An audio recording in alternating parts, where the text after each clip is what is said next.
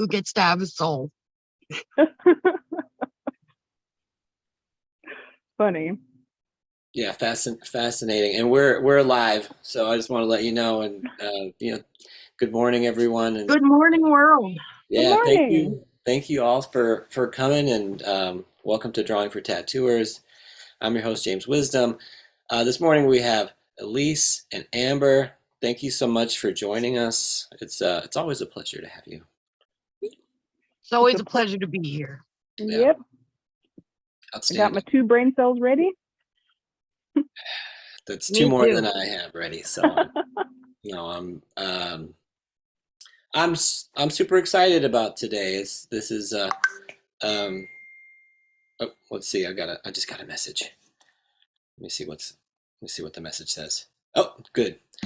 Well, we're live on YouTube, so yeah. Good morning, chat. Yeah. Hopefully, if this is working for you, you can say what's up in the chat. We always Good love to hear. morning, Kyle Olson.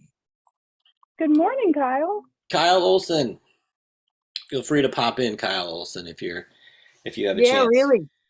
We always love it when people stop by. So let me do these announcements because I didn't even do them last week, which was kind of nice, but but also I think it's important. You know, we want to like give thanks to the community and sort of and then also tell everybody what Reinventing has got going on. So again, good morning, everyone. Welcome to Guy Atchison's Reinventing the Tattoo community, where tattooers, apprentices, collectors, and the curious are all encouraged to join these live and in-person events. Our goal is to inspire, share, and ultimately create better tattoos and art together. We beam out nearly every single day, and with your help, we've become an amazing quality network of live and on-demand tattoo and art shows, and we've been receiving rave reviews. You can find more at reinventingthetattoo.com. So let me, I'll share my screen on that note. Let's see. Oh, hold on a second here. Technical difficulties. Technical difficulties. I'm gonna get the hang of it, I promise. Share this screen. Boom. Cool. So now you're seeing reinventingthetattoo.com. And so reinventingthetattoo.com, we also have a Roku page, so you can see all of this of the content on Roku. That's Reinventing the Tattoo /Roku. You can also find us on the Apple App Store, the Google Play Store, and we're also on all the major podcast directories, Apple and Spotify. But no matter where you're seeing us, you can always find the latest and greatest here at reinventingthetattoo.com. So we have a number of weekly staple shows, and we encourage people to tune in. And of course, you can feel free to drop by. So beginning on Sundays, we'll come back to that one. On Sundays, we have the skill building drawing group, hosted by Jason Leeser. On Mondays at 9 a.m. Eastern, we have Drawing for Tattooers. That's me. That's this show. You're here. Oh, Kyle Olson is. We got Kyle Olson. Excellent. Okay, that's followed at 11 by the Tattoo Weekly. And is this what's on the Tattoo Weekly? Yeah, Ben Shaw, like super dope tattooer. And so here's just a little preview of this newest Tattoo Weekly. So be sure to check that out. At 5 p.m. on Mondays, we have Let's Talk About Our Feelings with Robbie Ripple. At 9 p.m. Eastern, we have the subscribers exclusive drawing group hosted by Sandy McAndrew. And so that's a subscription based drawing group that you can join. And we have a where we have like a an imaginary client that is going to commission us to draw a tattoo for them. So it's really great practice for tattoo artists. And also, again, it's a great community, kind of getting some feedback right away. So it really is, again, that's 9 p.m. Eastern on Mondays, the subscribers exclusive drawing group. On Tuesdays at 10 a.m., we have the Tuesday Feels hosted by Ricardo Sturdivant. On Wednesdays at 1 p.m., we have the Tattoo Now show. Oh, God. We're getting people are starting to show up, so it's really great to have everybody. Okay, so yeah, and on Thursdays at 6 p.m. we have the Tattoo Collecting 101 podcast hosted by Fawn Baker. So now we'd like to thank some of our sponsors for the Tattoo Now. Yeah. So Tattoo Now, tattoonow.com, technology for tattooers and the leading edge of professional development, management, and digital tools for tattoo artists of all levels. They have upgrades, mailing lists, as well as CRM software. So yeah, visit tattoonow.com and ask for Gabe, and he'll get you all hooked up with all the latest and greatest like tattoo technology. And then of course, we would like to thank Guy Atchison for being the founder and inspiration behind this community. Thank you, Guy, for the opportunity to do this show. And so you can learn more about Guy Atchison by visiting guyatchison.com, where you can find gallery, media, store, other links. There's all kinds of content here, tattoo educational, art educational content, as well as original artwork, prints, as tattoo equipment, machines. So yeah, be sure to check out guyatchison.com. Yeah, and then also, of course, reinventing the tattoo. Make sure that you come here, subscribe to the canon, right? Reinventing the Tattoo is not just a website; it's also a digital book, right? That has an incredible amount of content for you. So, yeah, that's that. So, anyway, good morning, everybody. Thank you for coming. Good morning. So we've got a few new people joining us now. So we got Kyle. Hey, Kyle. Good morning. Morning, Good everybody. morning. How goes it? It's going well. Good. It's great to have Monday you. morning. Thanks for making. Yeah. Right. Looks like Spirit's here, but Spirit is in flux Frozen. right now, kind of frozen in time. Are you still there, Spirit? Spirit, Oh, we're working on Spirit, so hopefully he's in a Spirit will liminal make it space. back. Yes. So, right. We're here. We're doing drawing stuff. How was everybody's week? Anybody got any cool artwork or cool updates to share with the group? I don't have any artwork. I've been reading a lot, just because I have to read so much stuff for class that I found that I've lost my love for reading a little bit. So I bought a couple of books that I would enjoy. I already showed you one of them. Yes, let's see it. It's Neverwhere by Neil Gaiman. Oh, The writer of Coraline and The Sandman. And then I got this other book. I didn't know that it was in Japanese when I bought it, but it's a color combinations book, like a little like pocket-sized color combos book. So it has nice. all of these color combinations. Oh, that's awesome. Yeah, That's cool. I and like all love of these. How the fun. Japanese view on color combos and their Yeah. view of the color wheel. Well, it's also they have like funny little names too, that I enjoy. Like they have normal ones that like sea green, but then like one's like pinkish cinnamon. You can't see. No, you can't see it. But they have a bunch of like really weird names in here. Deep slate olive. Never heard of it. But yeah. So I've been enjoying flipping through this a little bit too. But yeah. Outstanding. That's awesome. Yeah, very cool. No, thank you for sharing that. And also, you know, so it reminds me, I'm we're just about to this spot where I wanted to talk about color.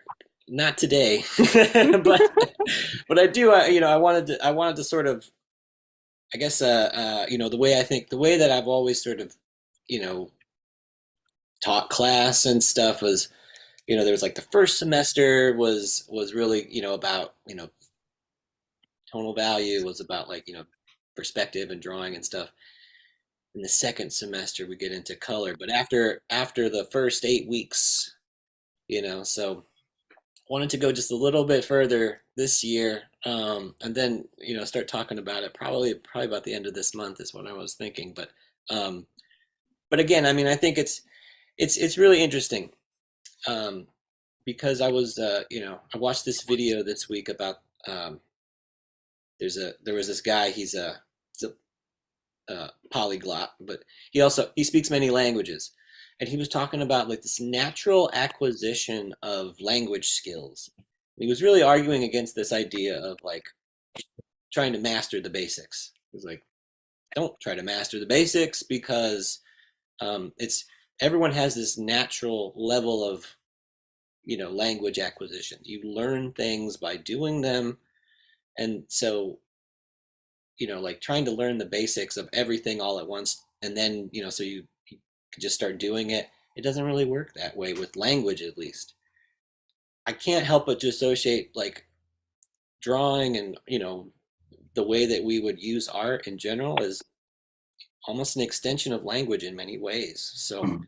it really is probably something to, you know, doing it, but you know, you still keep coming back to these fundamentals. You're trying to integrate them, but you're also are already always already doing them.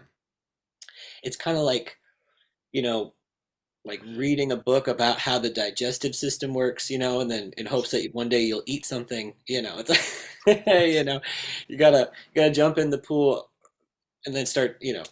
Mhm. Hopefully my analogies are, are working today, but Yes. I that's the kind kind of. of get what you mean because everybody has a certain way of making their own marks.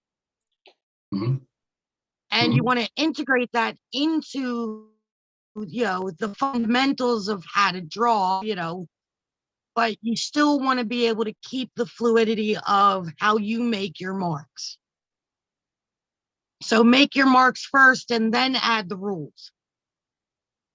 Learn, so learn from others, and like, and you know, and try to get as many, you know, try to get as much, you know, understanding about how you relate to, you know, to the things you're trying to make, for sure. But you got to keep making them, I think. You got to keep making mistakes. You got to keep like being critical, but also, you know, celebrate the successes. Try to be kind, you know, enough to yourself, but also, you know, it's again, there's this, you know, don't feel bad if something doesn't, you know, come to you right away. I feel like that's the, you know, that's probably the, you know, an important, you know, thing to internalize, I suppose. So anyway, that was just, it was something I was, you know, that something I was thinking about, something that like, I wanted to share with you all, was this idea of like that we're always, you know, we're working on it, but mastering the basics is probably something that like, you know, that takes a lifetime to do, you know, and maybe you never do, you know, that's sort of an idea. But anyway, Horrifying, horrifying thought. yeah, absolutely. But yeah, so We'll have a lot of fun along the way. I It's I hope so. Definitely. No, I like hope learning so. how to swim. Right. You can always, there's always improvements to be made, and that would, you know, that would mean that like you're, you know, you're not perfect at it, right? There's always something more to learn. There's always something new to sort of get out of it, and that's, I think, uh, that's the opportunity, right? It's that negativity. It's like, you know, you're not 100%, but you know, better than some, worse than others, I suppose. So, But yeah, no, I want to open it up. Like, who's A lot of a what's- lot of historians have said that Da Vinci was never satisfied with anything he did. Mm, I can And if believe Da it. Vinci isn't satisfied with what he did, I can give myself some grace. Amen. It's interesting you say that, Amber, because that's one of the reasons that I started drawing people's tattoos in front of them. Because I read a book about it's a book called Oil and Marble, about the contemporaries, Michelangelo and Da Vinci, but they're just talking about how Da Vinci, when he was creating David, he would he didn't want anyone to see it. He just wanted people to think that it just popped into existence, that it like literally like he left the top of the David's head rough because he wanted to make it seem like it just fell from heaven, and then like it just detached itself from heaven and just fell. And it was interesting is I always used to think that people wanted their tattoo design the same way, like boom, here it is, and there's no preparation or anything like that. And so I would just really be really closed off with it. But once I read that about Michelangelo, I was like, well, if he's self-conscious about the process of the David, then I don't have to be self-conscious about the process of this tattoo. You know what I mean? And so thanks for sharing that, Amber. No problem. Isn't the David also an optical illusion? Do tell. I believe my sculpture teacher said that the David is purposefully made so that the top bit of him, so like probably like his chest up to his head, are purposefully made disproportionately large to the bottom because it's meant to be viewed looking up. So it looks proportionate when you look up at it, but if you were to look at it like at eye level, he would have like a big ass head. He does have a bigger head. Yes, that is correct. Like a lot of those sculptures were designed to be just like that because they were to be viewed, from a certain angle. So yeah, he definitely made the head larger for that purpose. Yeah.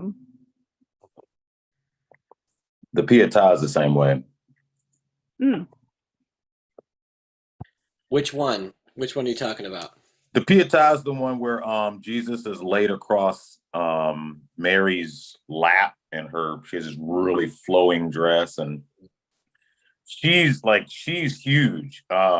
She's like, even Da Vinci he kind of joked about it a little bit. Yeah. So that's kind of what it was made to be looked at from a certain angle. And even like what was interesting is a lot of times they would do the sculptures because like the sun would enter the church at a certain angle, and then as it moves, they would even build the sculpture like that because they were expecting the sun to kind of trace around the statue itself.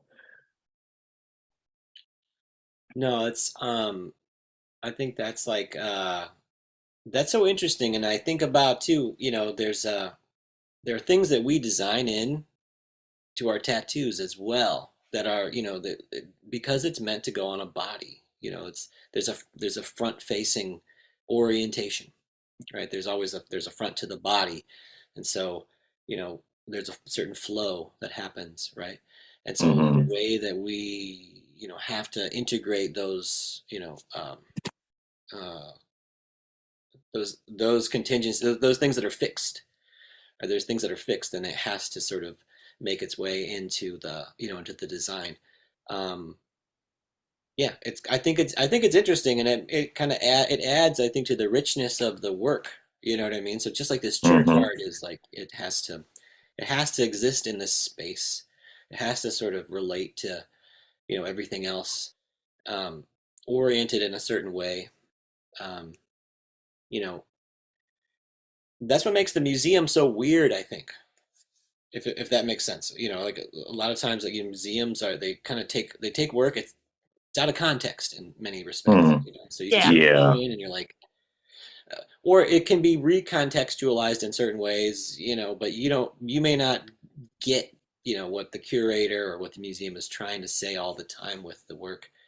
um, there was a Andy Warhol retrospective a few years back, and so Andy Warhol did this like this portrait of Chairman Mao, and then there was like, and so right across the the hallway was this was all these flowers that Warhol had made, right? And uh, so Mao was looking at these flowers, like as far as artwork goes, and there's this very famous Chairman Mao quote where he says, let a thousand flowers bloom, let a it's good. So it's like this, is an interesting sort of like relationship, but who's going to get it? It's kind of it was funny, but also museums do that kind of stuff all the time. They're always sort of talking to us. They're trying to contextualize it, but it can be challenging, I think, to it can be challenging to sort of like to find out, all the hidden meanings and stuff. Same thing probably with the church art. You're just seeing it. It's like this beautiful kind of light hitting the figures, hitting the paintings, coming through the stained glass. There's a lot of meaning that's in it. Mm-hmm. Our tattoos also, a lot of times the clients will like sort of ask for, put a letter in there or something, or put this little object, this bird or something in the corner. It has a lot of meaning that people will get something from it, but it doesn't, they don't always have access to all of the, what's really being said. So I don't know, there's a lot of I think there's a lot of opportunity for, again, it's like a language. There's like a language to it. And so it's very it's very fascinating to me. So. Mm-hmm. Kyle, how are you? What are you working on? I'm working on, I'll show you guys.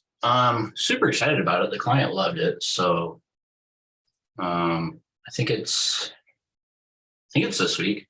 I got that going on, and then another sleeve thing I'm working on, but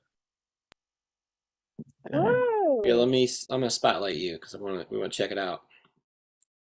yeah, it's just like this, the Charo guy.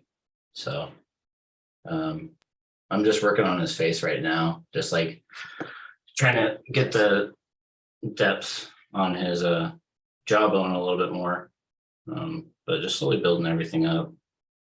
I still got to work on the right side and like the mountain scene and everything like that. I don't think I'm going to go too crazy with that, because then that just it takes away from Homeboy. But other than that, I'm super excited about it. It's been a lot of fun drawing, so I can only imagine how fun it's going to be to tattoo. Yeah, really. So cool. It looks like you had a lot of fun with it. Are you going to do color, or is it going to be like a black and gray? It's going to be in color. It's like a partial cover up too. So I'm definitely going to have to do it in color. It'll help out. But that's just kind of the way I work. I just work on like the value of everything before I worry about the hues and stuff like that. It just makes it easier for me. And I guess it's kind of cheating, but like, if it works, it works. So.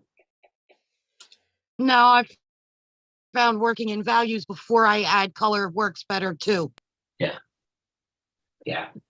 Otherwise, I'm picking colors at different values and my tattoo turns out really flat. Yeah, I was like thinking about it when I was tattooing yesterday. I wish there was a way to like have it set up and like have it like to where you can have your Procreate and then like a little video screen to where like you have like your polarized filter on the other like video, whatever, kind of like showing your tattoo, but like also showing like, so it takes away the glare, but also showing it in like a grayscale type of thing, like as you're tattooing. I don't know, something like that would be cool, but yeah, I got that one. And then I've got this other sleeve that I'm working on that I've got to, I'm going to take that away. It's a Doc Holliday sleeve. Where's it at? He's my favorite character from Tombstone. Yeah. And my stuff is super laggy. I'm your Huckleberry. You're no Daisy.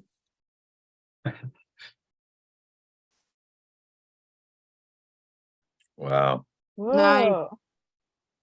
It's catching up. Give it a second. Look at that. That's awesome. But yeah, this is another one I'm super excited about. Do Yeah, you I have to really like how that's download rolled those? out. Do you have to download each individual body part, or does it all come together? It when I got it, it all kind of came together. So to where when I want to start a new one, I just hit my import, and then I have like gosh, my stuff's so laggy. Give me a second. Sorry, guys. Hey, Okay, there we I've go. done one of them.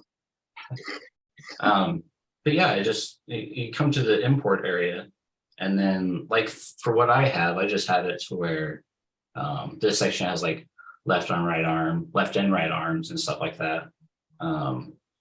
So it all comes together. You just got to like individually choose which one you want to work with. Got it.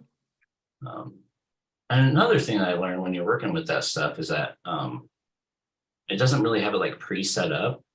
So like exactly where everything's at, because you can flip around from the 3D model and then the 2D, which is super helpful and super nice. But I wish there was like a pre-set up so you didn't have to do it every time. I guess that's just being lazy. But it's so cool because it shows you. Let me do it this way too.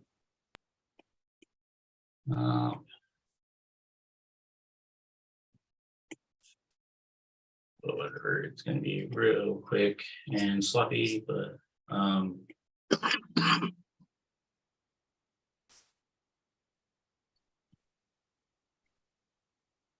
my gosh, my stuff is so slow. Your, I think your it's time iPad's got a case of the Mondays. What's that? It definitely does. It definitely does. Found technology in general has been slow lately. Yeah, yeah, it definitely has. But as soon as my stuff catches up. But let me skip that process real quick again. So yeah, it's like the 2D has it set up like this to where we can manipulate things and get stuff ready for like the stencil. These are called UVs, by the way. These are called UVs? Yes. Oh, okay. Yeah, so the UV. Nice. Is that like What just is like is the UV just like the 3D model side of it, or is it the whole thing?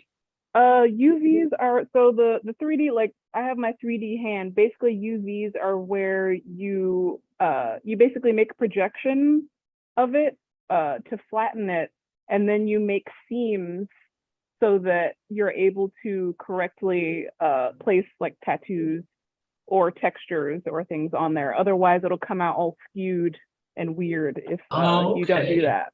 So that's why you have to do that every time, just because it doesn't do it automatically. Oh, okay. Okay, that makes total sense now. Okay, so that's why that does that. But yeah, it's cool stuff. Yeah. I like it. UV. I'm gonna have to read So more Kyle, research. Kyle, the arm that you were showing us though, that was actually 3D model, right? Like you could spin it around and show and look at different planes of it. Yeah, yeah. Let me bring it back up. So I know whenever there was an update for Procreate, I'm not sure which number it was, number 5 or something like that. It included some 3D models, and so that's kind of nice, especially for making something that's going to end up being like in the round. Because otherwise, you can. There's all kinds of templates for just like arm shapes or body part shapes, and you can sort of do something flat, but here, yeah. So that I think this is an incredible feature. Like you can really think about the entirety of the work. Can you draw on the work while it's on the arm? Yeah. Oh shit.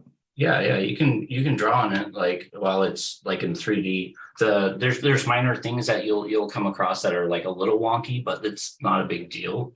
But yeah, you can draw on it 3D, so where you can figure out like exactly what you need to do here, this place, that place, wherever you need to do stuff.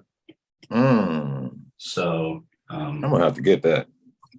I would also say Sorry, I would also say if you don't have Procreate or if you don't have an iPad or whatever, if you have the Adobe Suite, it comes with a program called Substance Painter, Mhm. and you can import 3D models like this arm, or you can just get free models online anywhere that are pre UV'd, so that you don't have to do it over and over again. But you can actually, like, if you have a tablet, you can actually paint on the arm as well on your computer. Oh, So it's that's called cool. Adobe Substance Painter. Adobe Substance Painter. That's That's awesome. what I. That's way cool. I think Um, these 3D models are from Tattoo Smart. Is that right, Kyle? I believe so. I think I got them when I downloaded the geometrical stuff.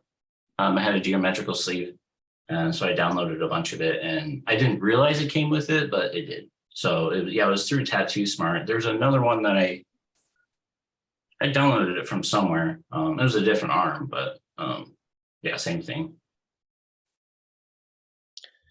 Yeah, awesome. Yeah, tattoos. So thank you, Oh, Elise. hi. Thank Hi, you, I'm on the phone. Elise, for the You want to say substance hi? painter and the recommendation. And again, like there's all kinds of ways to to find access to these Want to say hi? to tools that will Mhm. help you.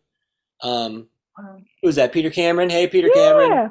He says, "Hey." Everybody say hey to Sorry, Peter. you're in my Yeah. ears, but Um, but yeah, but Tattoo yeah. Smart also is a great resource for all kinds of tools, and they have so if you have if you had a chance to check them out, also like if you use iPad, there's Procreate. There's a lot of they have a lot of brushes, um, a lot of amazing sorts of products. So Tattoo Smart is a really great resource. It's very affordable too. Mhm. So Yeah. if you haven't checked that out, I think it's even if you're not tattooing it, if you're just like really interested in uh in like cool brushes and stuff like that, there's all kinds of really great products at Tattoo Smart. So yeah, Mhm. check them out for sure. Mhm. Thank you, Kyle. That was really cool to see your process, and then to also kind of see just kind of see how you're using some of the some of the tools that you have at your disposal. Mhm. I think it's insightful. It could Yeah. be very helpful, I think, for uh, sometimes. I mean, sometimes it's I draw still really flat. I don't think to grab my 3D model and to work on it as much, but like it's a really good idea. It's So so yeah, helpful. I've learned so much from it. yeah, Because like I was always frustrated with my sleeve work and stuff because I felt like it didn't flow as well as it could. It always seemed like piece by piece by piece by section, a flat piece of right. paper, flat piece of paper. So to be able to have that 3D model and then just be able to play with it and see what you can learn from it, it's been so helpful for the overall design process for like big chunks of skin. So yeah, I would highly recommend it to anybody to try Does it it out. have the entire human body? I'm sure it has like the entire human body. It has like, larger people. Does it have people of different shades? That unfortunately does not. What? They need to get with the program on that. I think I I think think they might. they do. Yeah, I I think just don't. I there's personally don't ways. have it. Yeah, there's either ways to adjust they either have them as a template, or I think there are ways to adjust the complexion. Oh, okay. They All have, right. Well, yeah. I do think they are Well, thinking about it. I Yeah, think the they're same way that thinking. the same way you can put your tattoo on there, you can just add a fill layer Mhm. of whatever skin tone you want on there, probably too. right. Mhm. Oh, okay. Yeah, just being able to have the different body shapes though too would be able to help out. Yeah, from what it Yeah. looks like, they do. They have different body shapes in 3D models. So that's cool. So that's awesome. Uh, Right. So yeah, I think it's worthwhile, and probably there's a learning curve. There's a learning curve to it. It's not going to be totally intuitive, but again, it could save you a lot of time and make a better product, right? If you're like having to do a lot of freehand work or something to designing a sleeve, that can take a long time. You're twisting somebody around trying to get it, trying to get everything lined up, and it's, it can be very, very frustrating. So, Mhm. so yeah, I think that was great. Thank you, Kyle. Very cool. So, Yeah. well, Spirit, what are you working on? It looks like you're drawn away. Please Yeah, I'm just share with the class. yeah, okay. Well, this is a tattoo I'm kind of trying to put together for our individual. It is a cover up. This is something I have to do today.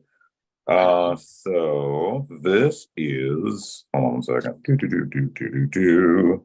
So this is what she has.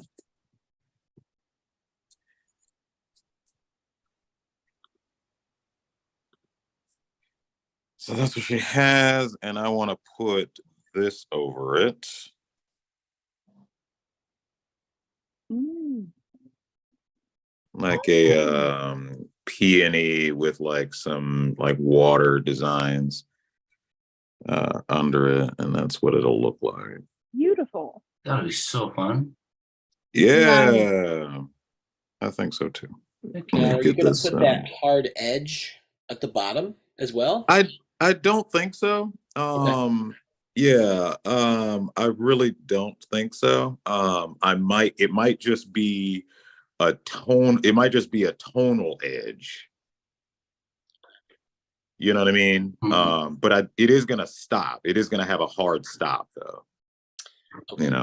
So I have to balance a little. I'm probably gonna like move this flower down a little bit, but I certainly hope she likes it because she came to me, she said she didn't really know what she wanted.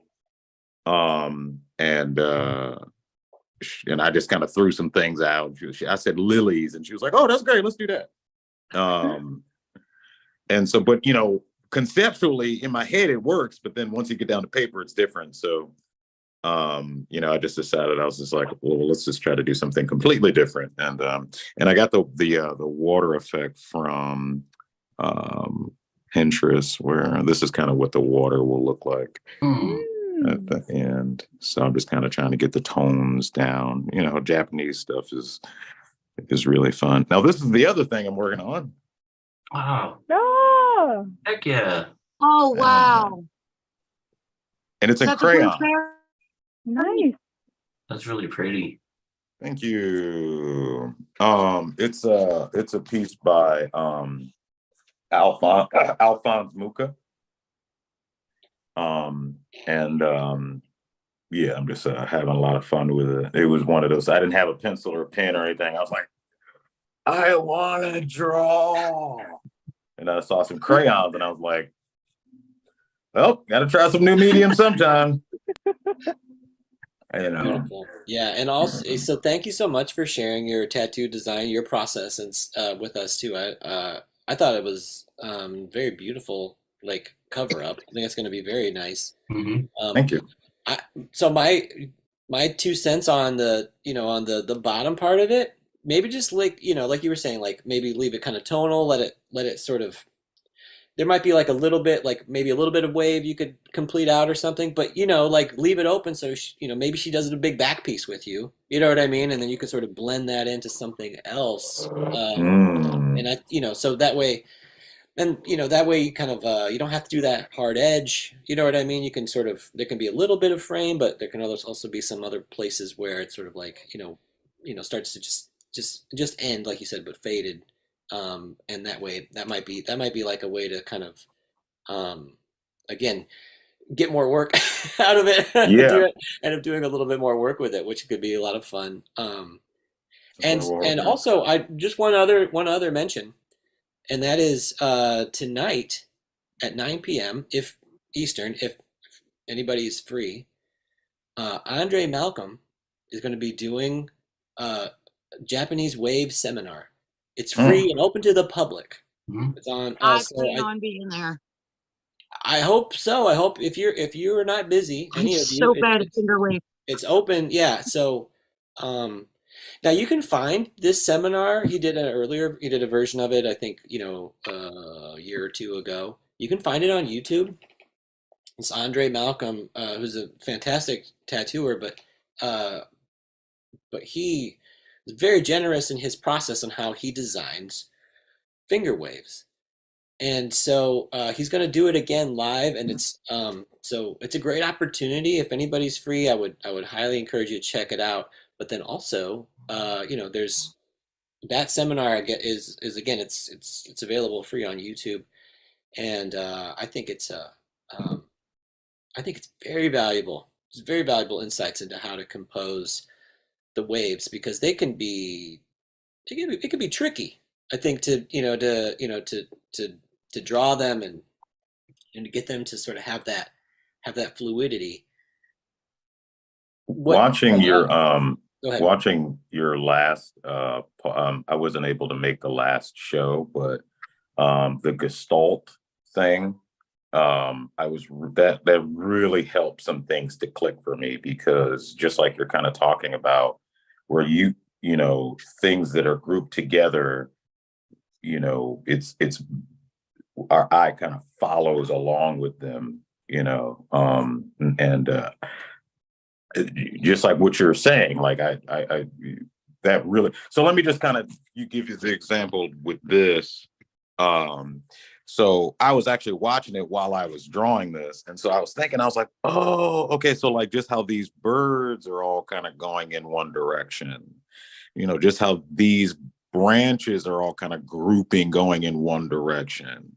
The hair here, the dress flowing down there, the thorns here, and these trees, everything is kind of going into, one direction. And I was also tattooing yesterday and it clicked again. And I was thinking, well, another thing you do is you do the brush strokes go in the same direction. I was doing like hair, like fur or something. And I was like, well, if I'm able to get all of the brush strokes in the same direction, then everything will look on a subconscious level to be better grouped together. Wow, thank you so much for saying that. I think that's exactly what I was hoping That's a to really good point. convey. Mhm. Yeah, that's awesome. And I love how you're sort of,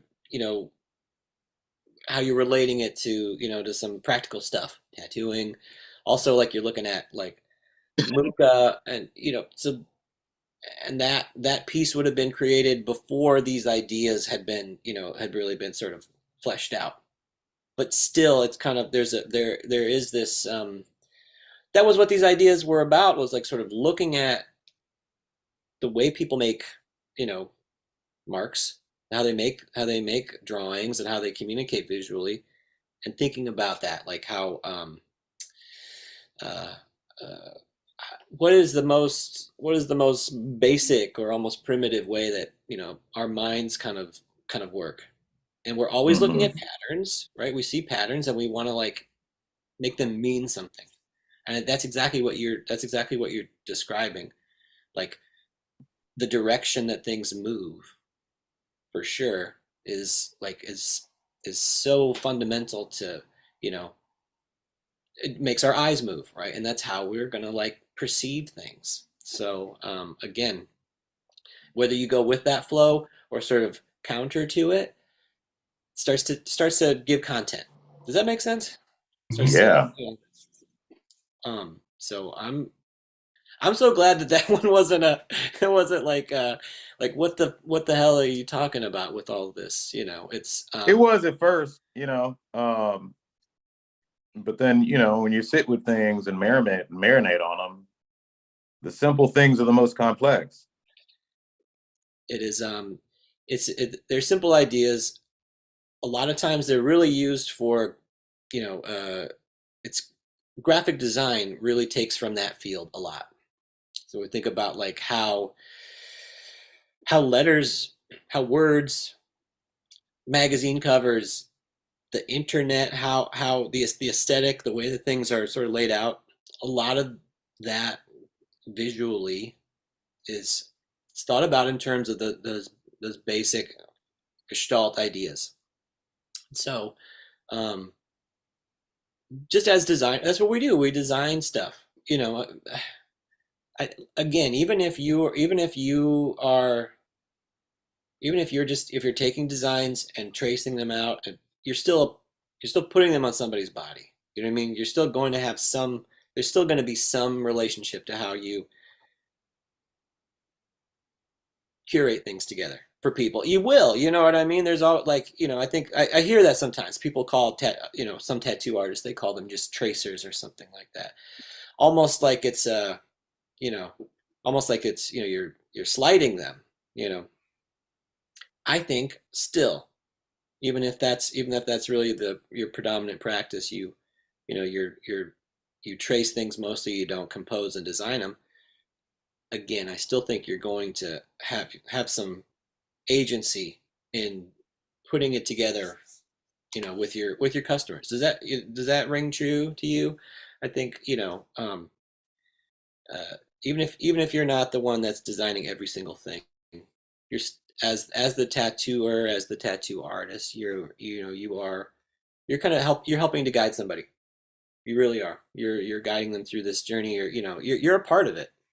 If you're doing the application of the tattoo, you're a part of their becoming, right? They're becoming, a new a new body because they're being altered.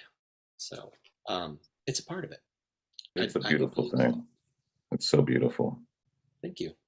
I don't But take it. also, it's like just thinking about the basic things can be mm, useful, help Mhm. you get a handle on. It's so complicated ultimately. So trying to make things simple is, I think, can be really useful and helpful. So Yeah, dude. um, thank you all so much for sharing everything that you've been working on, got going. Um, so I have well, I think I can share a little bit. Let me get it together here. So While you're getting that together, yeah, Amber, go ahead. remember that paisley piece I drew? Mm. Yes, let's see it. I painted it. Awesome. Oh, Ooh. oh, Beautiful. I made sure I copied the line work ahead of time, but then I painted it. it's beautiful, Amber. Mhm. Yeah, that's gorgeous. Oh, I love all the colors. I like I all the sat and I Oh, planned it all out with the color wheel and everything, and put little marks where each color was going to be and the code, and then I colored it. cool. What did you do it with? Watercolor. Mm, it's beautiful. Hmm. Yeah, I love it. Thank you. And I had posted this a couple weeks ago. This is actually a tattoo for my daughter. Mm. Oh, it's a Beautiful. phoenix? Um, kind of a phoenix peacock hybrid, Pretty. which she has a tendency to pick out the most basic type of ideas. And I'm like, we're not going to keep that basic. She's like, I know you're going to do it up, but I want a peacock phoenix hybrid. I was like, all right, it's going to be paisley. Beautiful. Really like the color selection. I think that's great. Hmm. Thank you. I've been doing a lot of study on the color wheels. Oh. And now I have my own theory about the color wheel. It's Oh, missing a color. Oh, please, A by all good means. color wheel needs a magenta. you're right. Absolutely right. Without a magenta, there's an entire range of colors you're just not getting. Hmm. That's interesting. Hmm. It's in there. You know what I mean? Because so it's in there, but I think uh, but yeah. So you want to see magenta as a primary color. Yes. Yeah, gotcha. Yeah, I think that's well, certainly in printing. Uh, when you go to the store and you got to pick up the ink for your printer, they have a CMYK, and so magenta's in there. So printers agree with you, I think. Printing technology Yes. agrees with you. But we should be thinking about it in terms of magenta, right? We should be. And I kind of figured that out mixing my watercolors, because if I stuck with the basic color wheel, there were just pinks and vibrant purples. Oh, you're muted. Uh-oh. Sorry, somebody called me. That's all right. There were just values I couldn't get without adding a magenta. So I ordered a half pan of magenta and added that to my collection, and it just made everything so much easier. Hmm. In watercolors. Yes. Okay. Yeah. No, I think it's so that's, again, I think color theory is very useful as a theory. And then and then there's the actual, Yes. like, That's when my the rubber theory. meets the road, so to speak, right? There's some realness, right, that you have to deal with. And so I think that's really important to realize and to notice. So yeah, very very cool. So Some hero.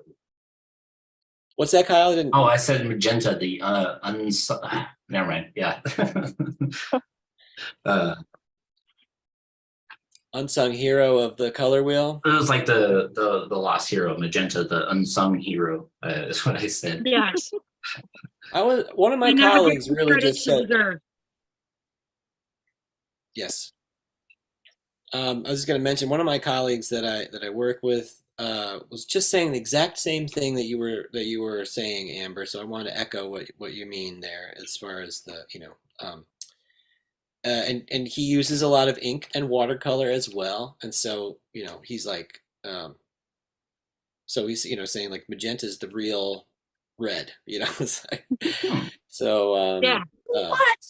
That's so cool. yeah, it is neat. So yeah, I think I definitely, I'm excited to talk about color and color theory with the group. I think it's going to be a lot of fun. But anyways, so well, I wanted to share something that I was working on with y'all. Yeah. So let me see. Maybe I can just put that. Yeah, I can do it like this. So that and then that. Yeah. Okay. Cool. So anyways, let me share my screen. This is a work in progress. But hopefully it'll be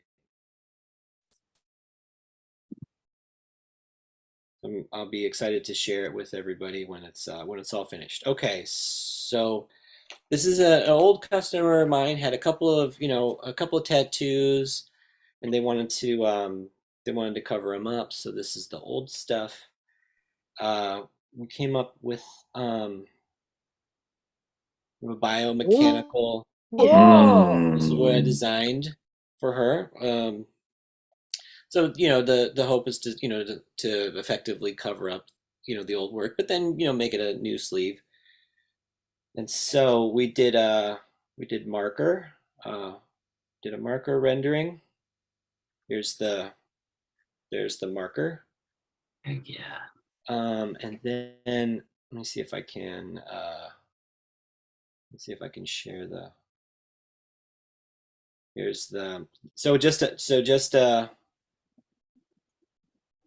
just a pass, just a, kind of an outline and some basic shading and stuff pass.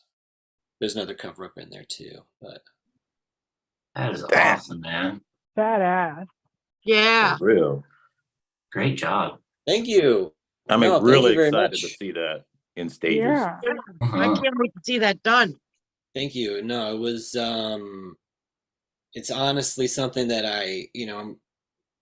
So I've done some biomechanical, style tattoos before, but this is, but this is the latest one, and I'm really excited about it. And uh, again, it's going to be a process, but I'm trying to work efficiently, and and just I'm thinking about a lot of the things that we've been talking about, a lot of the things that I've been learning from being involved with the reinventing. And so thinking about the positive and negative relationship, what's dark, what's light, get that in there first. You know what I mean? Get that stuff out of the way. Um, Again, thinking about the tone first before all the hue, before all the color. Um, I think these are effective ways to get the point across, and that's what we're all doing. You know what I mean? We're all really working towards it. So Mhm. yeah, thank you all for checking that out. Appreciate it. Thank you for sharing. So how many Absolutely. sessions would something that size usually be? I hope, it's my hope. I'm hoping I can get it done in 4 or 5 sessions. That's what I'm hoping for. If if it's a little bit more than that, it'll probably be all right. If it's less than that, great. But I really want to try to you know. So what I'm planning on doing is diving right into the cover up, is really focus on that as much as possible. And I'm not going to save it to the end. Do the cover up part, really work on that. So every time we come back to it, keep layering over that area, trying to get that to be as integrated, I think is the best way to say it, right? Mhm. You're never really covering anything up.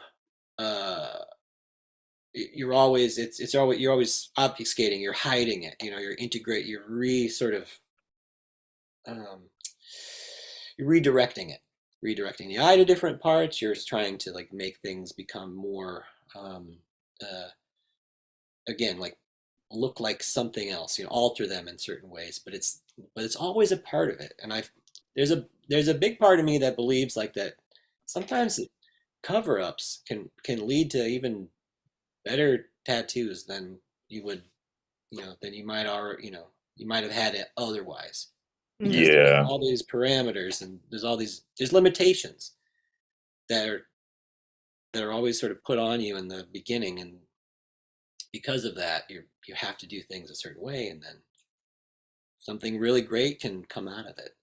So that's the hope, hoping that I'm everyone. going to tell that to my client today. I'm going to use those exact words. Good. No, I believe it. I really do, because I've seen it. You know what I mean? I've seen some amazing cover-ups that are like Yeah. so rich because of, it's like sometimes the cover-up pops out a little bit over here or there, but you're not even, you know what I mean? It's like you're so interested in the whole thing. You know what I mean? Sometimes Mhm. cover-ups fail incredibly. I mean, that's Mhm. Right. Yes, sometimes it's a total fail. Oh my God. But the They're distraction not on easy. where the couple is.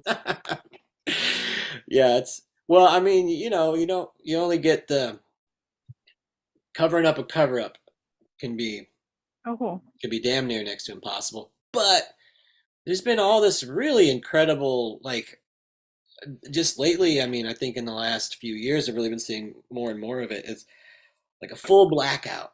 You just go Mhm. full blackout and then white on top of it, and something about that is like, uh I don't know how it's gonna we don't know how it's gonna age, I suppose. Like, Yeah, really, it's really an experiment.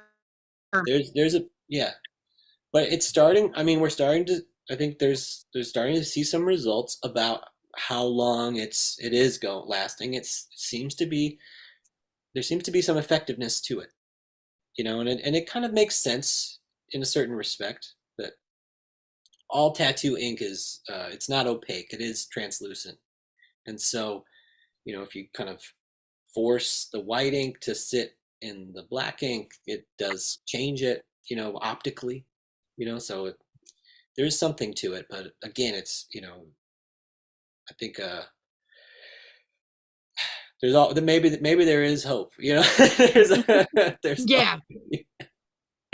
there can be hope. So, but I don't know. Yeah, I think it's good to plan them, and it's good to, like, again, have a good strategy going into it, and just there's some parts you got to accept. Like, this is, it is what it is. You have to accept it for what it is. That is that's definitely a part of it. So, um, so yeah, that's the well, we really all got a chance to talk about things. I think in a things that we're working on. That was very cool.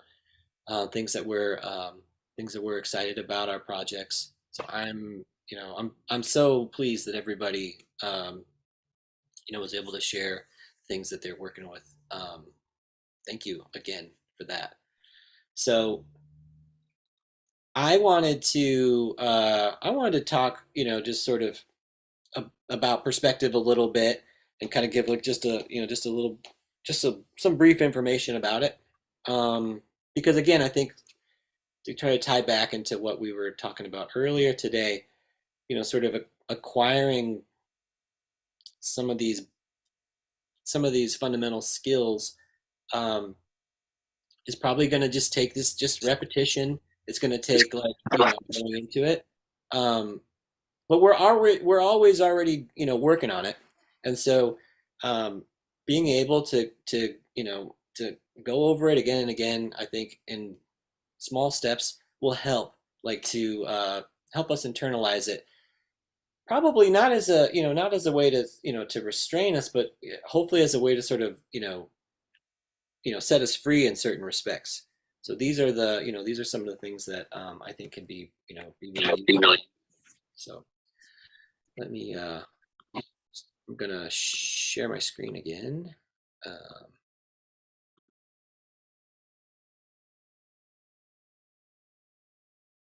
I'll get the hang of it one of these days. Okay. Elevator music. Yeah. Hopefully this. Everybody see my screen? Yeah. Mhm. Yeah. Okay. Good. All right. So that's a little bit thick. Let's reduce it down a little bit. All right. So again, we're talking about perspective a little bit. Uh, so here, I can edit this shape. Try to make it a little bit level. Right. Hopefully that's pretty close to level. So what I've just drawn is eye level. And so if you remember from some of our previous discussions about perspective, eye level is the height of your eye. It's the ground plane, and it's also where the sky appears to meet the ground, right? So we you can also call it the horizon, but anyway, eye level, right? And then so I'm just going to draw like a little dot on eye level, right? This is a vanishing point, right? So vanishing point. So, and I think an effective way to kind of think about this, that I've found, is drawing something in 2 dimensions first. So I'm going to draw like a square. Hopefully looks square enough to you. How I like to draw squares, of course. Shooting for like approximately, 90-degree angle if possible, and then 45-degree angles there. That will, again, I think it's a way to practice, sort of practice your sketching. Um, yeah, roughly. One more time. One more time. Try to draw a vertical line. Right. Hopefully. So square, roughly. Okay. So with this square right here, right? If we were to sort of imagine sort of pushing it down onto its back, right? We can think about like what that might look like in perspective. So again, so I'll draw a line. The two sides, the two edges of the square, right? Oop, red. These two vertical edges of the square. right? If we imagine those going back into space, right, they will appear to converge at a point here on the eye level. Right? Very cool. So the thought is, right, you can see that I drew this, this triangle here, this bisected my square, 45-degree angles. If I were to have two other vanishing points, right, well, again, if I were to come in, I'll use blue. If I were to come in, sorry, I'll use red. Come in from this other side, this other vanishing point, right, through. Well, then this would basically equate to this line that I made over here, right? And that would give me a square in perspective. So just kind of a way to think about it, right? So again, this equates to what we talked about earlier with that idea of the picture plane, the central eye. It's in the handout that I had left with all of you. And not to belabor that point, but just to simply sort of talk about like how can we make this square kind of appear square in perspective. Obviously, we had like a vanishing point over here, and as it comes through, it intersects these two parallel lines. They're parallel, but in perspective, they appear to converge at a point on the eye level. Again, we understand parallel to mean like they would never touch, right? But in perspective, that is the illusion that we're able to achieve, right? They appear that they're going to converge at some point on the eye level. Okay, very cool. Now, if I were to say to draw, let me move my square. Oops. Move this square out of the way. Good. So if I were to take this same square, right, and let's see, I'm going to try my best, draw a circle in my square. Uh-huh. All right, I'll hold it. Perfect. I'll hold it, right? I'll hold it. Okay. Oh. There you go. Right, okay. Just Seriously, you need to get an iPad. for demonstration purposes, forgive my terrible circle. I'll make it, I made it I cheat a little bit and let it be a circle. But right, this is the idea, right? A circle fits inside of a square, right? You can see how bad my square is. But see how off that square is. But really, so for the circle to fit inside of the square, right? There are these points where the circle touches the square. Again, I've talked about that. It's called a tangency. When two lines touch, it's a tangent, right? So these are points of tangency where the circle touches the square. All right. So again, we're thinking about this. This is the two-dimensional version here, 2D. Right. So we go back up to 3D. Again, there's going to be these points of tangency, so we can sort of knock it out here.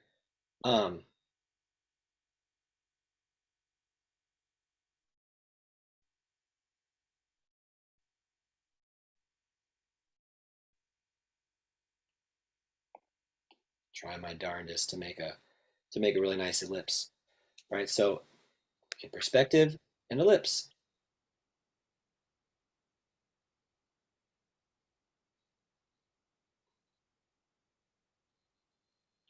Hey, Perfect. not too terrible, roughly, Nice. That's right? awesome. So ellipse fits inside of this, inside of this square. All right. So a big part of the point, right, that I want to make is that like the widest part of this ellipse, right, It's not actually where it's touching this. It's not actually where it's touching this this square that we're seeing in perspective, right? The widest point is actually a little bit. It's further down, right? So let's see here. Let me try my best to sort of to demonstrate this. We have this ellipse. I'll just try to draw a perfect one. Yep, edit the shape so you can see it. Okay, so a nice mechanically drawn ellipse, right? So the widest points of this ellipse, right, are going to be, you know, the long axis right here, right, and then the short axis right here, right. That's the tallest point of the ellipse, and the widest point of the ellipse, right. It's not in the same place as in the perspective. In the perspective, we actually see that the center of perspective, right, it's not in the geometric middle, it's a little bit further back, right? So to get this illusion of depth, the center of an ellipse is going to be, the perspectival center of the ellipse is going to be a little bit further back. If we want to draw an ellipse without setting up all of this perspective stuff, we can always just draw this. We can always just draw like a set of, perpendicular, short axis, long axis, right? Short. As long as it's the same, right? We're going to come pretty darn close. Pretty darn close. Ugh. Oh, it's a practice, right? We're going to get it right. But this is the technical, like, sort of explanation about it, right? So, if you're trying to draw your ellipse and you really want to try to make it, if you're drawing it and you're like, I can't seem to quite get it, you can lay this out for yourself. You can lay out a little rectangle, right? You can lay out a rectangle. And again, like, you can use rulers and stuff.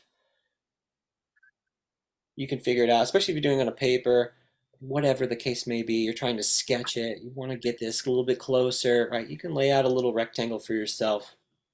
You can, and I think too, like, that's a part of it. You can sort of flip it around and sort of see, like, where is it? Where am I out of balance? How do I balance this thing? Am I making it worse? Am I making it any better? Roughly. Okay, whatever, right? But again, if you want to try to think about it in terms of perspective, right, there might very well, it might very well be helpful to you to think about that, right? The perspective is a little bit further back than the geometric center. The geometric center in this one is, again, without measuring it out very, it's close, right? It's roughly there, right? Where the perspective is just a little bit further back there. And I know it's kind of like, what's the big deal? What's the difference? Well, it may not be a big deal or difference, but now you know. Now you're thinking about it, right? And so with perspective, to give you that sense of depth, right? It's always a little bit further back. It's always just you always want to sort of, you're foreshortening, right? There's a little bit more here, in the front, a little bit less here in the back. Right, and so these are things, this is what I wanted to sort of chit chat about today was, sort of thinking about perspective, thinking about ellipses too, because again, very complicated subject. The simplest thing, but it becomes, it can become so, so tricky. It can also be this very tricky thing, and if you draw a lot and you've tried to draw an ellipse, you know what I mean. It's the simplest thing, but also, again, it's just, it can be such a hassle. Right. So there, I wanted to hopefully that was useful for you. Very much. Definitely. No, thank you. I appreciate you saying. But again, it's I think incremental steps, just sort of coming coming into contact with it, with sort of some of these basic ideas. Um, Next time you're in it, you're thinking about it, it could be like, oh yeah, right. If I really want to get that, if I really want to give this sense of perspective, you know, I really want to get this, put this a little bit further back. I want to make this, I want to pay attention to these parallel lines that are appearing to converge at a point. Um, Maybe establish an eye level. Sometimes that can be very helpful when you're like trying to, relate things together. You want to try to create like you want to try to create cohesive like relationship. That can be a very, very important step that you might find helps you organize the visual space just a little bit more effectively, just to give you a handle on that sort of thing. So anyway, that was it.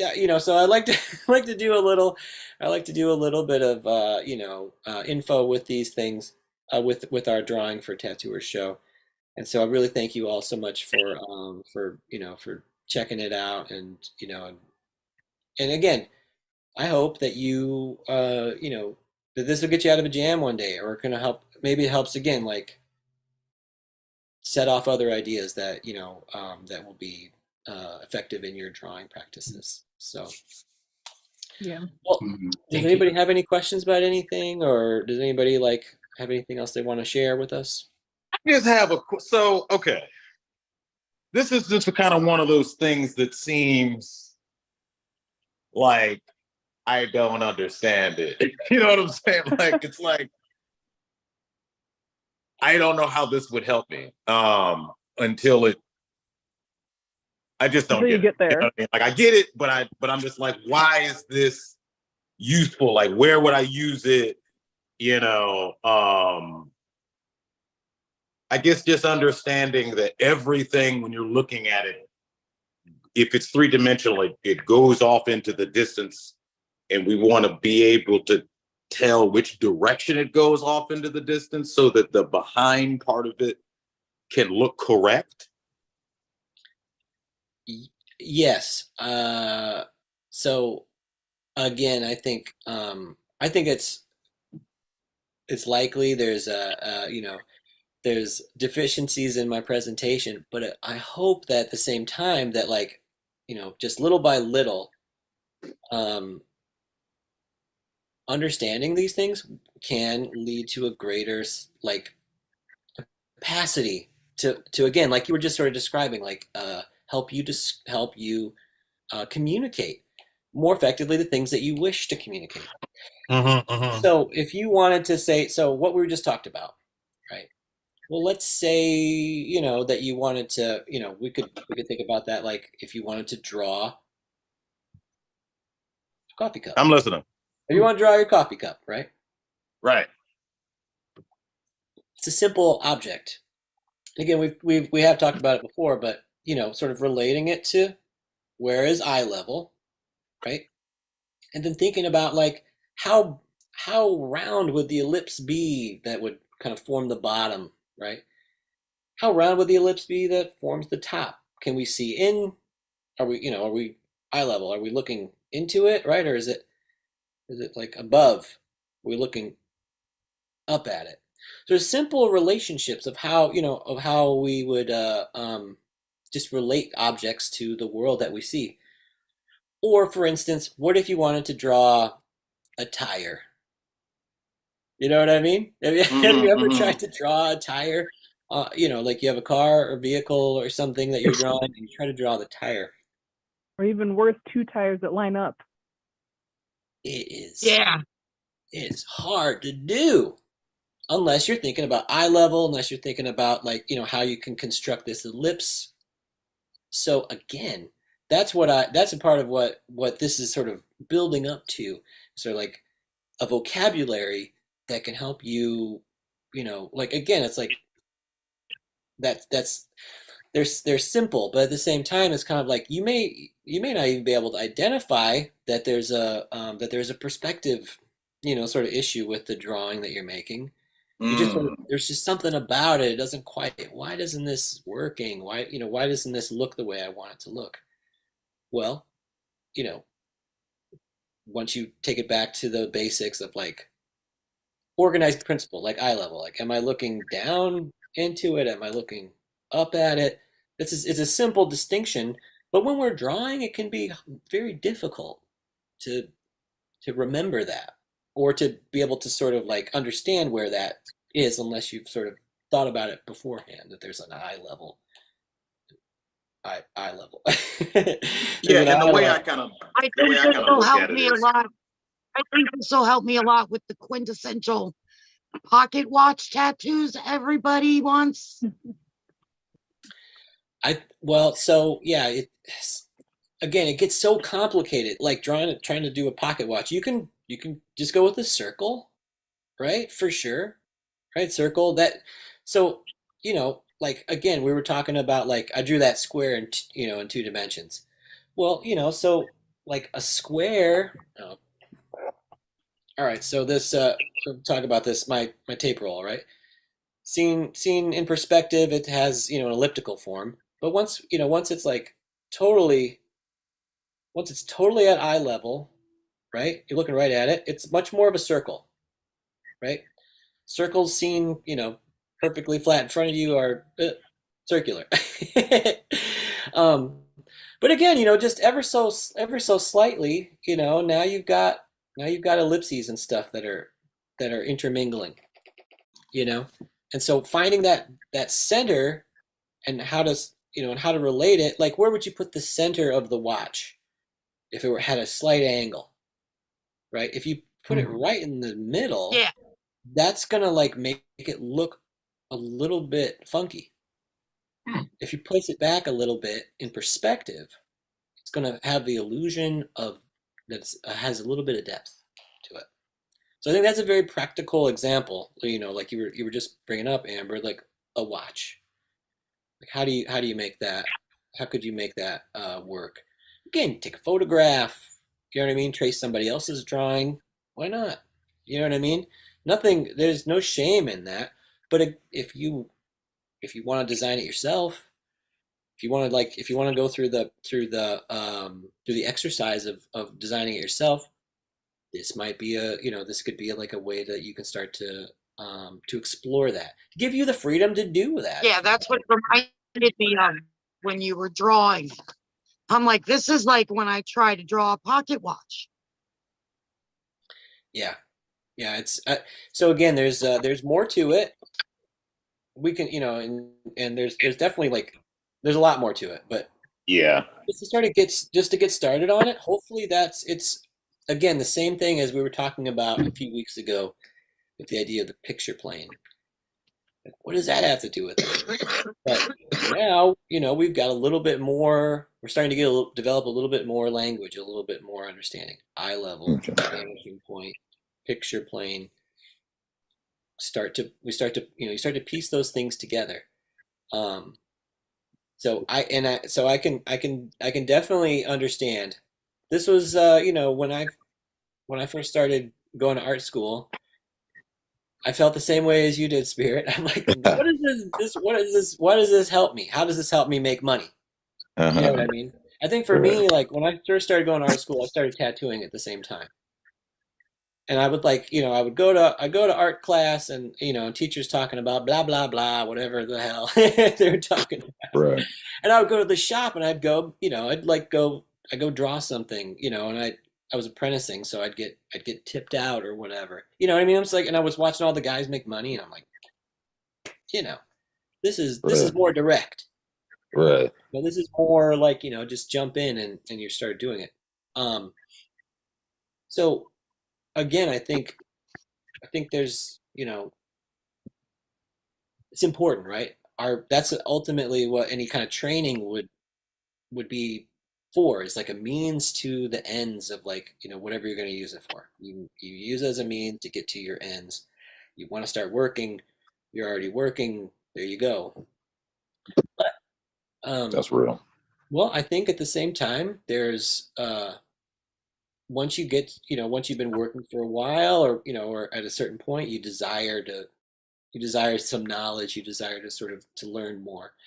And this is what I'm hoping to share with you, is just some of these ideas that I think have they've helped me develop confidence. They've helped me develop I think my approach has been refined through through learning them, and that's what I'm hoping to share with you all. So it takes time, Not sometimes it doesn't easy. always appear, uh, you know, I'm excited for this light bulb to go off.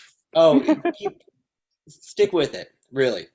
I Trust me, guess spirit. The first time, not to make a comparison, but I also, I remember the movie, The Karate Kid.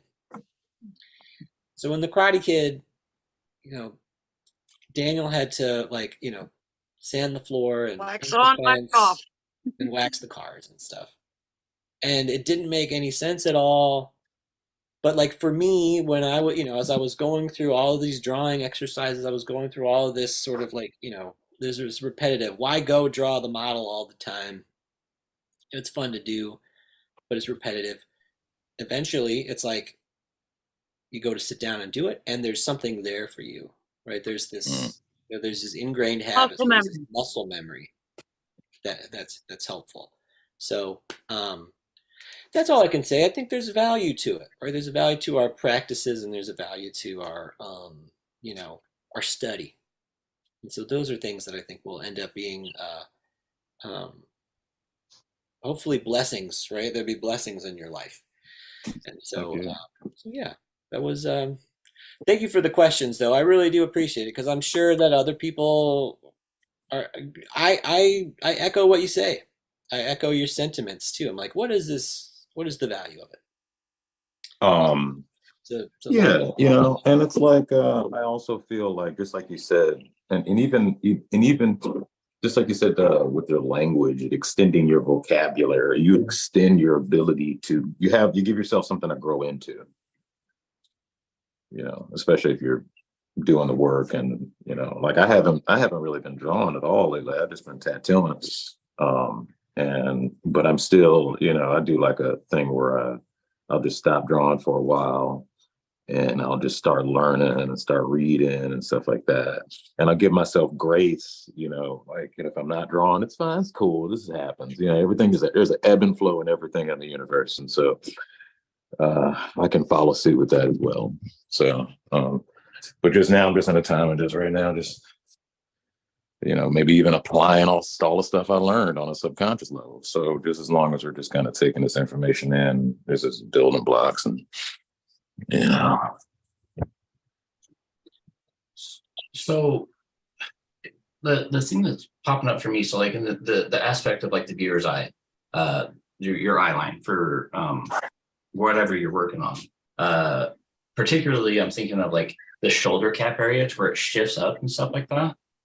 Um, is anything come to mind that might be like useful, like uses for the perspective side of it? Because like thinking about it, like your eye has to like go with the body compared to just looking straight at it. And yeah, what's your Well, question? I have yeah, no idea. I'm it is just a good thinking out question. loud, I guess. Well, no, it is a good question. And as far as like, right. So if you're designing this, if you're designing your, your tattoo flat, like two-dimensionally, let's say, or even, like you were showing us, um, you know, uh, how you place, where you think about like, eye level. Okay. So for instance, like you are using photographic reference, right? Mhm. If you're using a photographic reference, guess what's in there, gang? Eye level. Hmm. It's always there. Any Yeah. photograph you ever see always contains eye level, right? Yeah. It's always there. And so if you wanted to say, for instance, like add to a photograph, you could always sort of, find two, like you say, you understand where, two parallel lines are. There's a box or something, there's a box or whatever in your photograph, and it's fairly flat or whatever.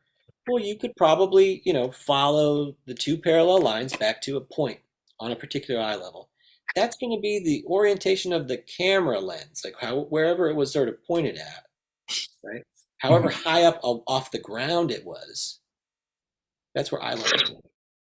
Okay. So we use it all the time. It's not like, it's not like this like mysterious thing that like, you're never going to use it. If you ever use a photographic reference, it's always there. It's always present. Now, uh, so particularly what's really interesting, a lot of times in Asian art, Chinese painting uh, you know, or traditional Japanese paintings, woodblock prints, tattoo design and stuff, there are all kinds of ways that they're sort of directing us off to different, like different eye levels and stuff. It's almost like points where you're sort of like looking at one thing and there's a series of perspective that's happening, and then you look at a different spot and there's another series of perspectives that's happening.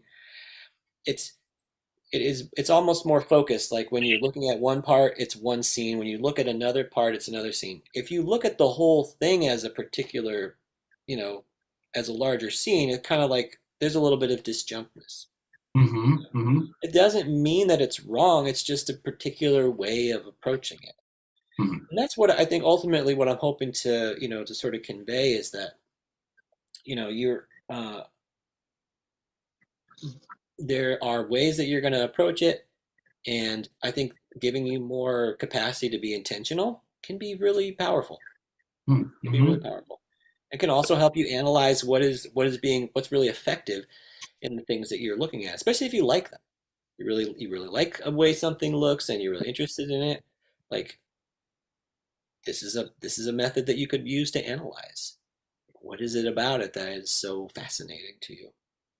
Um, and so again, that's another plug for tonight with Andre Malcolm. If you're free, come check it out because he's gonna go over finger waves, and I think again, it's like there's gotta as the wave kind of crashes, right? You're gonna be able to see like up underneath the wave, or you're looking down on top of the wave, and so there's a certain relationship to a point of view that's always going to be sort of taking place, right?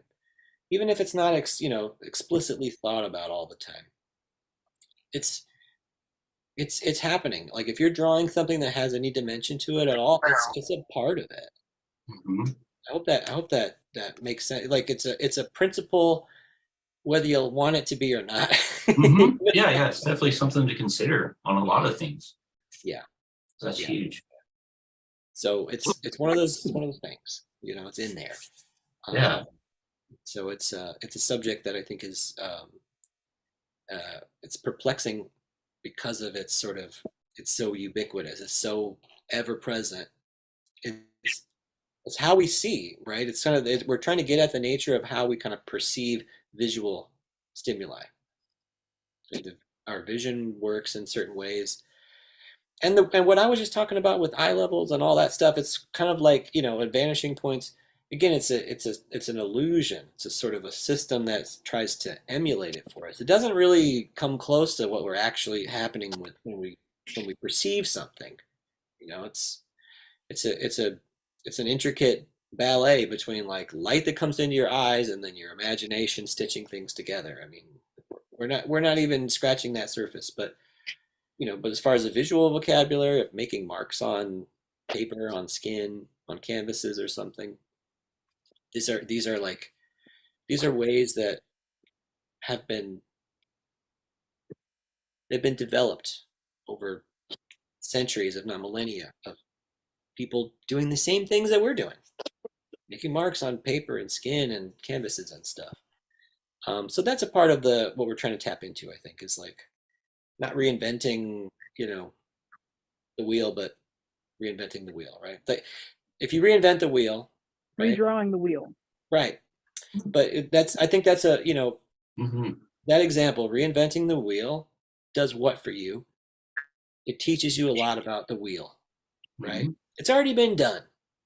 But if again, you go through the process of reinventing it, you learn so much about it. So I think I think that's something that there's something to be said about that. Mm-hmm. Right? You go through the process and you take the steps and the time. Um, and again, you kind of come up with the same solution, but through the process, you've really grown and you've really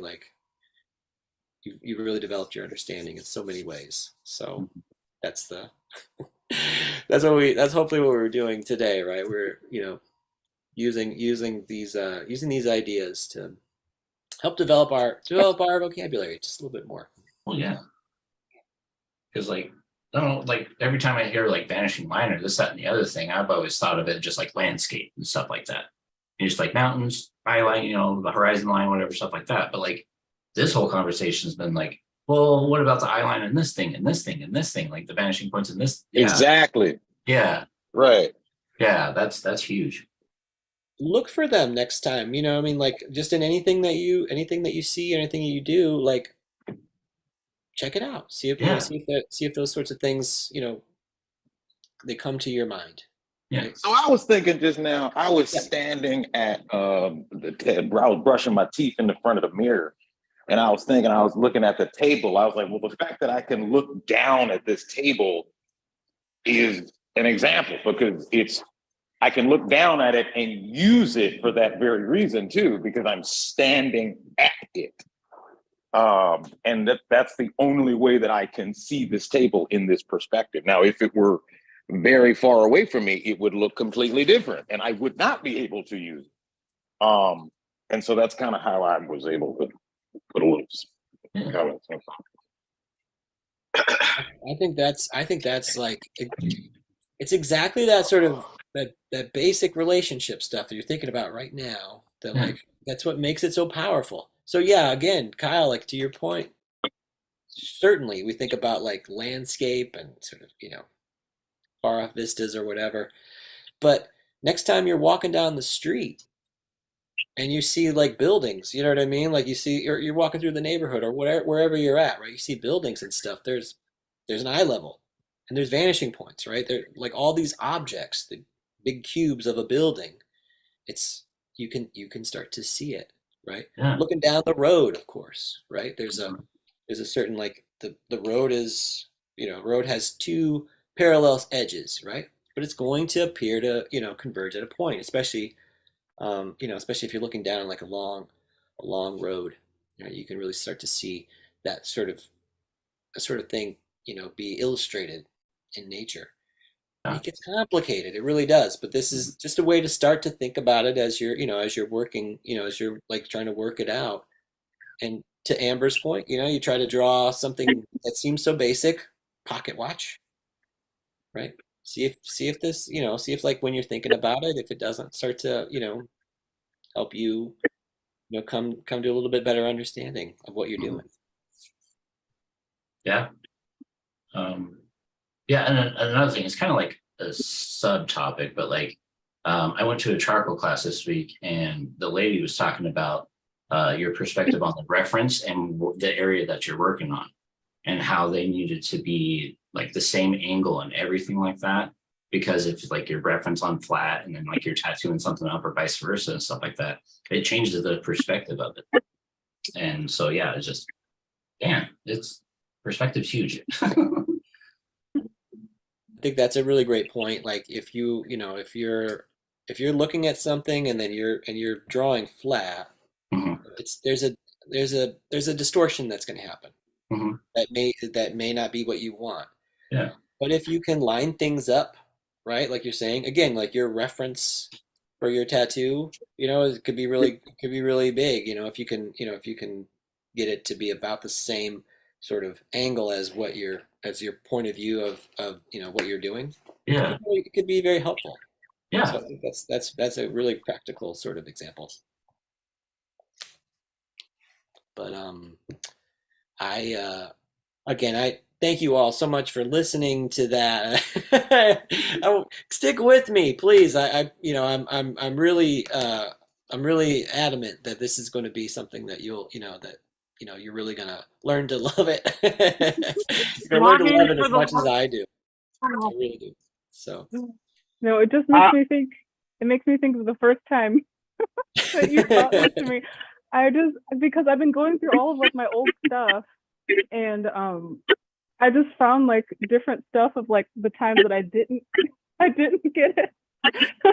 And there's just like little question marks like, all over it. And I'm like, I had no idea what was happening, because it felt sometimes, because I would be listening and then like it felt like that gif of the guy with the confused face and all of the equations going in front of it. Yep. But eventually, Yes. eventually it clicks. I'm not that good at drawing it, but I know it when I see it. Yes. No, your 3D modeling, I think, is testament to that. Like, there's a lot of sort of, as you're looking at it, you can probably look and see like maybe something's out of whack over there. And so you can go to that point and, you can sort of work with, some sort of area or something like that. I'm sure that you're developing your eye, you're developing your understanding, just through, so just talking about it, right? There's a development that I think happens. Yeah. So I think I use it more for like finding proportions than, because the computer does the perspective bit for me. Mm. But it's more for like finding the proportions of like the sizes of things next to each other. excellent. Yeah, that's fantastic. It really is. Well, does anybody have any other questions or anything else they'd like to talk about today, or have we exhausted ourselves for today? I have one random Yes. question. Please. I want to know what each of your favorite kind of tattoo to do is. Okay, good question. What was that? Your favorite like style of tattoo to do, or like your favorite thing that people ask for you to do. Well, I really like portraits. I love doing black and gray.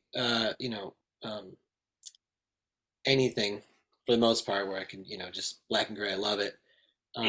But really, again, like, so I showed you that biomech thing I'm doing. That's something that I'm really, gonna pushing to move into that direction. It's something I've been interested in a super long time, and so yeah, that's quickly becoming something that I really, I really want to favor. So that's me. But other tattooers, what do you think? What's your favorite style or favorite subject, whatever? I am illustrative black and gray and watercolor. Mm. That seems to be my comfort zone. I need to push out of that comfort zone. And I'm working on that, but that's my comfort zone. Excellent. I guess like cartoony realism. It has like realism feels, but then it's also kind of like new schooly cartoony stuff. Mm. I have no idea how to. Hello. Sorry. Yeah, I'm on a call. Okay. Okay, I'll check my email. Thank you. Sorry, I'm at school. Sorry, I think I interrupted whoever was talking. Oh, no. Yeah. Yeah, I was just saying that like the stuff that I like to do is like realism, kind of like cartoony realism, kind of somewhere mixed in between there. That type of stuff I like fun. Mm. I don't know if Spirit can hear us. Yeah, I can hear you. I was just waiting my turn. It's your turn. All right, you sweet. Spirit. All right.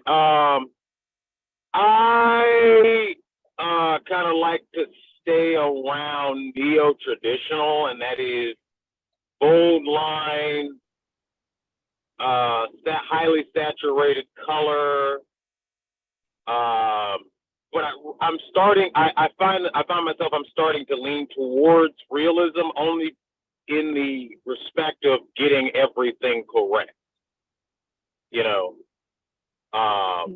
I just want my work to be vivid and dynamic. And then I also specialize in want to specialize in doing whatever my client wants. Yeah. So Cool.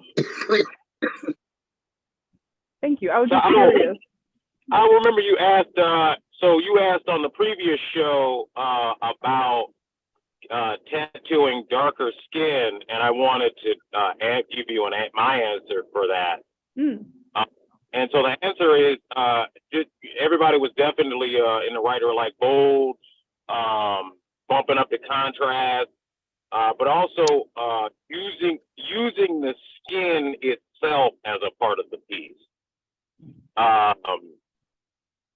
Opening up the piece so that you can kind of read the information that you're putting in there. Kind of simplifying things and just kind of zooming in. Brandon Bond would talk a lot about that. Kind of, does that make sense? Yeah. All right, sweet. Yeah. Thank you, Spirit. You're welcome. I think that's really great advice, and yeah, thank you for adding that too. It's always a challenge, right? Whatever we're sort of tasked to do. Yeah, I tattoo a lot of black folks, so you know what I'm saying. You had to learn over time, And I'll also say that, like, taking pictures, that's one of the reasons that you don't get a chance to see a lot of tattoos on our skin, is because we're still learning how to take pictures on our skin, and make it look good. So that's one of the things that I'm really, kind of trying to figure out, is just taking better pictures so that we can see ourselves in my portfolio. That's important. I think for that it would usually be more of an editing issue rather than the actual photo, because you don't typically, at least usually when I've taken photos of people with brown skin, you usually have to do some sort of levels adjustment or contrast adjustment in order for it to look like it looks in real life. Right, and then people kind of complaining like, "Oh, you're photoshopping the tattoo," when it's like, "Oh, this camera is racist. I can't help that. I'm just, adjusting it." You know what I'm saying? Like, it's, these things are not correct, so we got to get it. I know what you mean. Yeah. Yeah. Yeah. Go ahead. No, I think that's like again, I appreciate everybody's perspective, on these, like on all these topics, right? On all these things we talk about so much here, and so I think it's again, I'm like, I learn just as much, right, as I could possibly give. So I just appreciate everybody so much for coming and for for contributing today. Why don't we do some final sign-offs, and then we'll we'll wrap it up.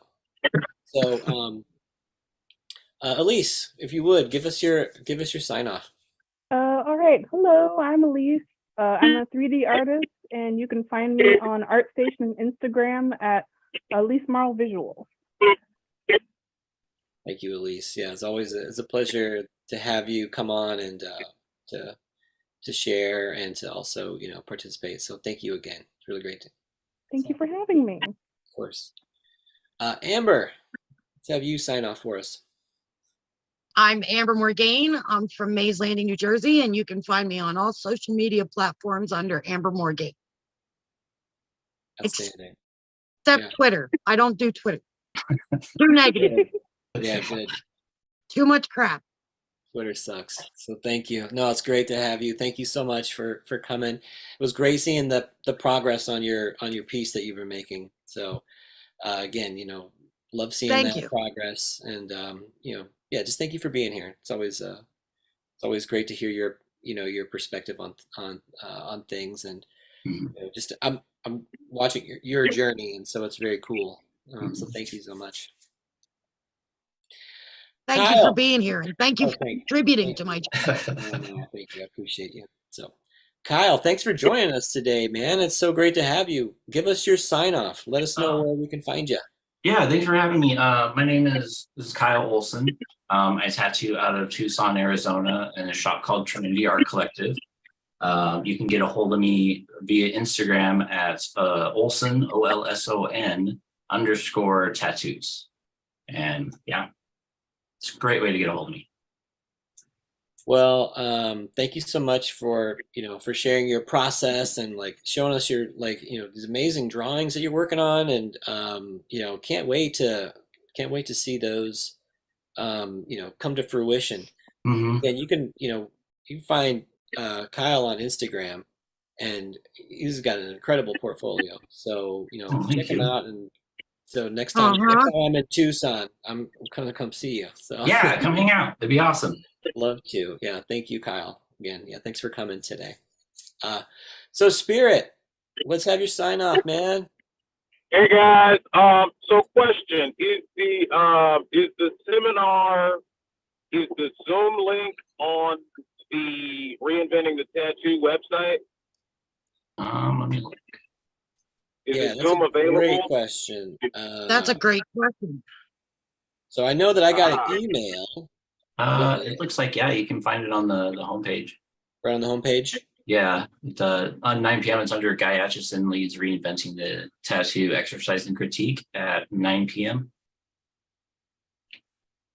okay. Yeah, So excellent. it's under the calendar. Yeah. Okay, sweet. Because I want to be able to like ask questions and stuff. So, Hmm. okay, great. That's exciting. Thanks for telling me that, man. Because I don't think I'm gonna finish the wave tattoo today. I'm just gonna do probably a lot of the line drawing and laying down the black. Hmm. So that's exciting. Yeah, man, this thing is great, man. I love this show. I'm so happy I found it. Hmm. 100%. And I'm really, yeah, and I'm really excited about joining the Reinventing the Tattoo subscription to, take classes with all you guys. That sounds so exciting.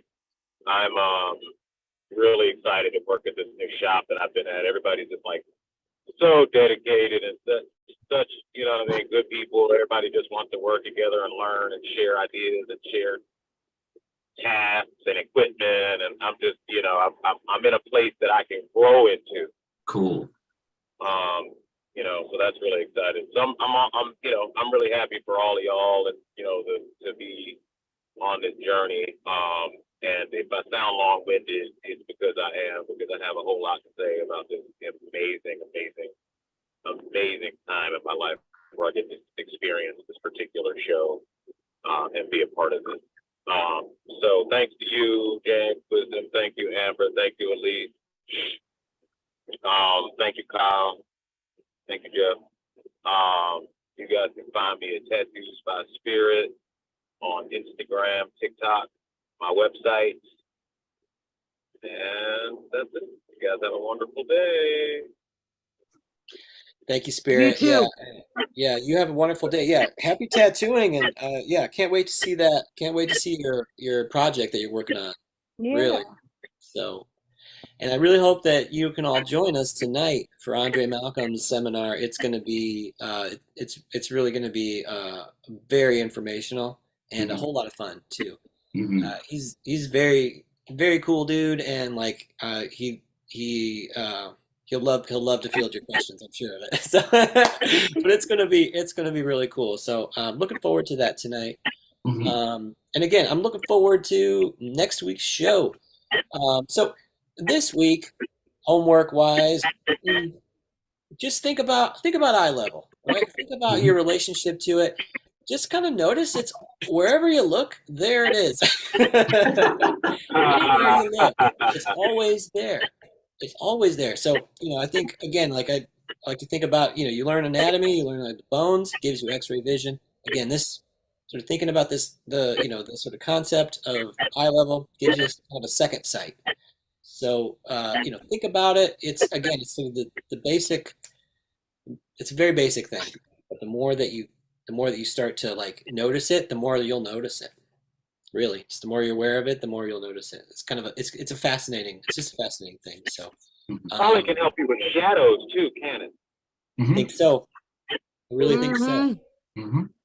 I think again, it's like now that we're starting to zero in on some of these ideas, we're really going to start to sort of see that it's that there is kind of a relationship. Even the things we're talking about, Gestalt, shadows. We're going to start talking about color really soon. They all relate to each other. So anyway, can't Who wait to is start talking Gestalt? about color. Yeah. What's it? Is that a person? It's a word that it's kind of there isn't really an equivalent in English, Mm. but you can sort of think about it like a figure, right? A gestalt is like a figure that you would see, like not exactly like a silhouette, not exactly like a being, but certainly like it, so that saying that the whole is other than the sum of its parts, right? That means that, right? That's what gestalt means. Like the whole Uh, is other than the sum of its parts, right? You add all the parts together, it doesn't quite give you what the whole thing does, right? There's the five of us here, and we're doing this show, and it's like, you know, each individually we are, we're adding one component, but when taken together as a gestalt, all of us together operating in a whole way, it's something else. I hope that helps, right? Yeah. yeah, it So does. Yeah. yeah, excellent. Well, I'm James Wisdom. Thank you again for tuning in to Drawing for Tattooers. If you're still with us, you must really like this show. So you should hit the like button and Hit definitely that subscribe. like button. Yeah, if you're still here, you better hit that like button. So, Thank you 'cause for we the like you reminder. too. Yeah, we like you too. Thanks a bunch to the chat, and thanks a lot to everybody else for joining us. Um, so, join us next week. 9 a.m. Eastern for another exciting episode of Drawing for Tattooers.